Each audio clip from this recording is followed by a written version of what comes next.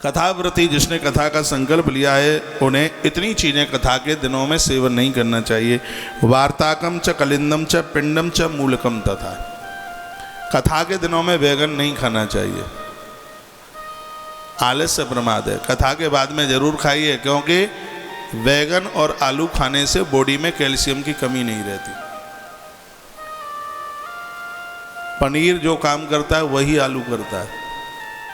आलू खाने से कैल्शियम की कमी नहीं होती। जिनको डायबिटीज है उनके लिए आलू ठीक नहीं है, लेकिन आलू में थोड़ा दही या छाछ मट्ठा डालकर आप ले लेंगे।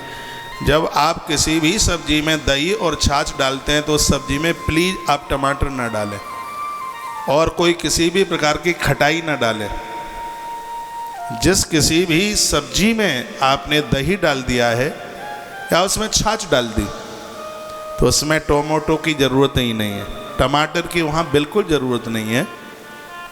और आलू के संग आप थोड़ा दही डाल देते हैं, छाछ डाल देते हैं, तो उससे मधुमेह अपने आप में प्रभावी नहीं होता। मैं एक बार फिर कहूँगा, बैगन भी और आलू भी ये कैल्शियम को कम नहीं होने देता। मैं आयुर्वेद की भी किताबें पढ़ता हूँ।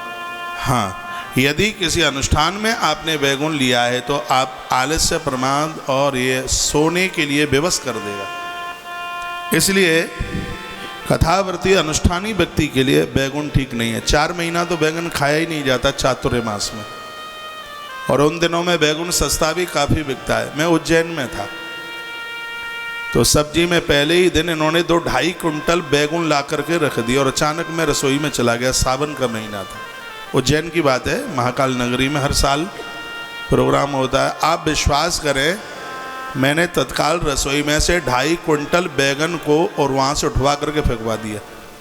किसी को दिलवाया नहीं। मैंने कहा कोई चौमासा कर रहा हो तो उसका व्रत नहीं बिगड़ जाएगा। तो 4 महीने में चौमासे के में बैगन नहीं लिया जाता, एकादशी से एक दिन पहले बैगन नहीं लिया जाता। बैगन का जो बीज है वो 1 वर्ष तक पेट में रहता है।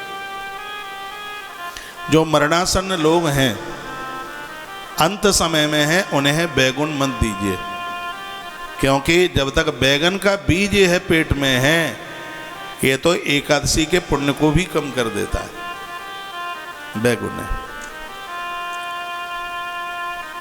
कथाव्रती को चाहिए कि अनुष्ठान के बीच में बैगन, मूली, हाँ, और प्याज, लहसुन, हींग, गाजर, नशीली चीज़ों का, पदार्थों का त्यागन से महापुराण में गाजर को भी मना किया। गाजर जमीन में होती है। गाजर वैसे शरीर के लिए हीमोग्लोबिन हाल ही बढ़ा देती है गाजर, लेकिन आलसी भी बना देती है, प्रमादी भी बना देती है। ऐसा नहीं है कि गाजर कोई अशुद्ध चीज़ में है, ऐसा नहीं है। बिल्कुल, गाजर का हलवा तो इतना बढ़िया बनता है कि कटोरा भर के खा ही लो। जिनको नींद नहीं आती उन्हें गाजर का रस पिलाया जाता है आयुर्वेद के ट्रीटमेंट में। तो गाजर का रस नींद को ले आता है। लेकिन आप अनुष्ठान कर रहे हैं और गाजर का हलवा खा के ही जा कर के सीधे लेट जाए। नवरात्र आ रही है, दिन में सोना मत। ये कुछ चीज़ें ऐसी हैं जिनको खाने से हाल ही नींद आ जाती है। इसलिए क्या क्या लिखा है, पलांडुम लहसुनम हिंगुम गर्जनम मादकम ही तत्। कहीं कहीं गर्जन का अर्थ गांजा भी है, लेकिन यहाँ गर्जन का अर्थ गाजर ही है। पलांडु, पलांड संस्कृत का शब्द है, यानी प्याज। लहसुनम लहसुन, हिंगुम हींग। किसी को नींद नहीं आती है, निद्रा का रोग है, उसको पानी में हींग घोल करके थोड़ा तपाकर गर्म करके दे दो, उससे नींद आ जाए। मसूर की दाल गर्म करके पानी उतार करके उसके दो, उसको नींद आ जाएगी। तो इन चीज़ों को अनुष्ठान में इसलिए नहीं लिया गया क्योंकि यह प्रमादी हैं, यह आलसी बना देते हैं, इसलिए नहीं, और कोई बात नहीं है। नहीं तो आयुर्वेद में प्याज को कहा गया, प्याज खाने वाले को झांक। एक रोग है हैजा, हैजा क्या बोलेंगे उसको दूसरी भाषा में, पता नहीं है मुझे। प्याज खाने वाले व्यक्ति को लू नहीं लगती। ये बातें बोल करके मैं प्याज का सपोर्ट नहीं कर रहा हूँ, मैंने तो जीवन में कभी खाई नहीं है भैया। लेकिन आयुर्वेद की किताबों में तो लिखा है कि जो प्याज ये कई दोषों को समाप्त कर देती है, लू नहीं लगने देती, झांक नहीं लगने देती। जिनके बाल टूटते हैं, बाल गिरते हैं, चांद गंजी हो रही है, बाल दो मुंह वाले हो गए हैं, तो प्याज का छिलका रात भर पानी में उसको घुलने दीजिए और सुबह उस पानी को अपने बालों में लगा लीजिए, केस बिल्कुल सुंदर कांतिमय हो जाते हैं। ये प्याज के छिलके का बड़ा महत्व है इसका। अब बात रही लहसुन की। दवाई के ट्रीटमेंट में इसका इतना बड़ा योगदान है, यदि किसी का ब्लड प्रेशर ऊपर जाता है या किसी को पैरालाइसिस हुआ है तो उसको 2-3 गांठें लहसुन की और दूध में उबाल करके उसको निकाल दीजिए लहसुन को, और दूध उस रोगी को पिला दीजिए आप, उसका ब्लड प्रेशर स्थिर हो जाएगा, पैरालाइसिस के रोग से मुक्त हो जाएगा वो। ये दवाई के तौर पर लें तो ठीक है, लेकिन चटोरी जीव, अब उसको प्याज लहसुन का तड़का चाहिए तो आदमी आलसी हो जाएगा, प्रमादी हो जाएगा, स्वभाव चिड़चिड़ापन हो जाएगा। इसलिए हमारे महापुरुषों ने, हमारे संतों ने इसका विरोध किया। तत्पश्चात रजस्वलान पश्ये चाह पतिदान बदेत कथाम द्विजादशो वेद वर्ज्यान न वेदेत कथाव्रति।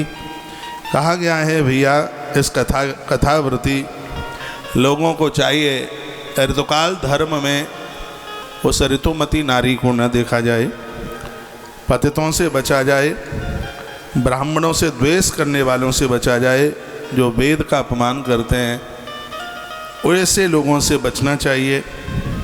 कथा सुनने वाले कथाव्रती लोगों को सत्य का पालन करना चाहिए, किसी की निंदा न करें, पवित्र रहें, लोगों पर दया करें, ज़्यादातर ऐसे मौन रहें तो बहुत ज़्यादा बढ़िया है। इन लोगों को कथा जरूर सुननी चाहिए। कौन कौन से हैं? दरिद्रश, जो गरीबी से जूझ रहे हैं, शिव पुराण की कथा उन्हें दरिद्रता से बाहर लेकर के आ जाएगी। और क्या क्षय रोगी, जिनके शरीर पर क्षय रोग है, क्षय रोग बड़ा घातक है, बड़ा खतरनाक है, ऐसे लोग इस कथा को सुने, भगवान महादेव की कृपा से उन्हें आरोग्यता मिल जाएगी। काकबंध्या, काकबंध्या उससे नारी को कहते हैं जिसको एक आध संतान हो गई, उसके बाद उसको औलाद होती नहीं, ऑपरेशन करा दिया है तो बात वो अलग है, लेकिन संतान होने के बाद में और वो संतान चाहते हैं तो भी उनको संतान नहीं होती, उसको काकबंध्या कहते हैं उसे। लेकिन जो ये कथा है श्री शिव महापुराण की, वो कथा इस दोष को भी दूर कर देती है। स्रवद गर्भा, अपने आप गर्भ में संतान खत्म हो जाए उसको स्वेद गर्भा कहते हैं। मृतवत्सा, बच्चा जन्म लेते ही मौत को प्राप्त हो गया हो, ये 7 प्रकार के दोष हैं, 7 तरह के दोष हैं ये। तो श्री शिव महापुराण की ये कथा है, वो 7 दोषों से मुक्त कर देती है। चाहे स्त्री हो अथवा पुरुष, सभी को शिव महापुराण की कथा विधि पूर्वक सुननी चाहिए, ऐसा भगवान व्यास लिखते हैं। चाहे स्त्री हो चाहे पुरुष, सभी को लिखा है। नारी ताभ्याम श्राव्याम कथा परहा, चाहे नारी पुरुष चाहे स्त्री, सर्वेशाम श्रवणम कार्यम स्त्री भी पुंभिश्च यत्नतः, यत्न पूर्वक विधि पूर्वक स्त्री और पुरुष दोनों शिव महापुराण की कथा को सुने। ये कथा आनंद कर देगी। जिन दिनों में इस शिव महापुराण का पारायण होता है वे दिन अत्यंत उत्तम हैं और करोड़ों यज्ञों के समान फल देते हैं। यहाँ श्री शिव महापुराण का पाठ हो रहा है, श्याम शास्त्री जी कर रहे हैं।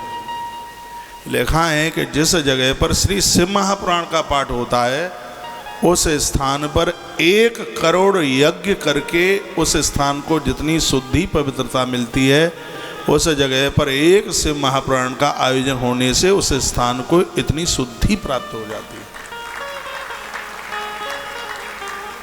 कितनी बड़ी महिमा है देखो।